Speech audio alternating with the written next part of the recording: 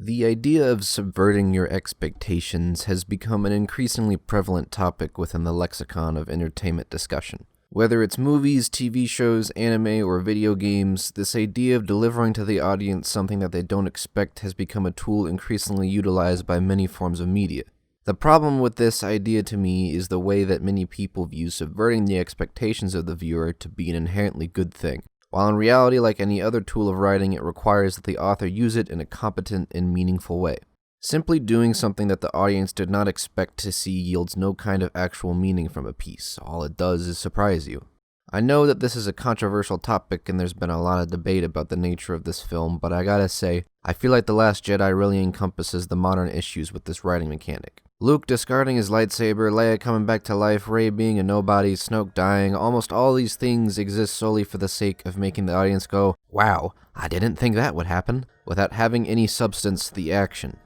Not only that, but the amount of unexpected things that occur for this reason drown out ones that have legitimate merit and instead make them feel as if they're part of this trite attempt to elicit the dramatic equivalent of jump scares in horror movies. So yeah, you didn't expect those things. But you know what else you didn't expect as a kid in the 80s, or as someone woefully out of touch with pop culture? Darth Vader to be Luke Skywalker's fucking dad. But what makes this different from this? The answer lies in what these moments mean within the context of the story and what greater questions it causes both the characters and the audience to ask. Not only does this scene rob a supposed villain of any possible nuance to his character, although not to say he had received any beforehand, but ultimately means nothing because Kylo Ren just goes back to being the bad guy again. This is not a moment of significant change, but rather a moment of maintaining the status quo.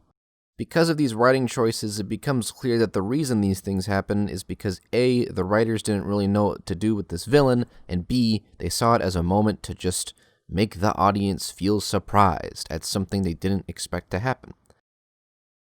Now let's look at the good one. Darth Vader being Luke's father serves a multitude of purposes. Not only does this add intrigue and mystery to the plot, but introduces significant character and theme-based elements into the story. What are the circumstances of Luke's birth? How is he going to reconcile not only being the son of a Sith Lord, but of having to ultimately be the one to defeat him? Will Luke strike down his father, or will he attempt to save him from the dark side that has taken hold of him?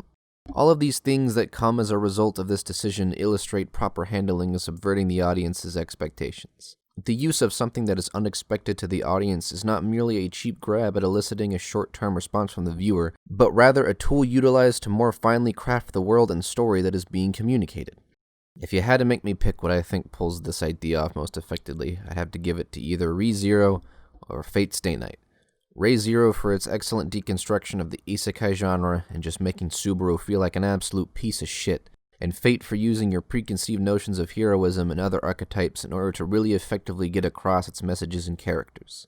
Ultimately, my point here is what I mentioned before. You can use subversion in a good or bad way. So keep making them good-ass shits, and quit taking that dumbass piss.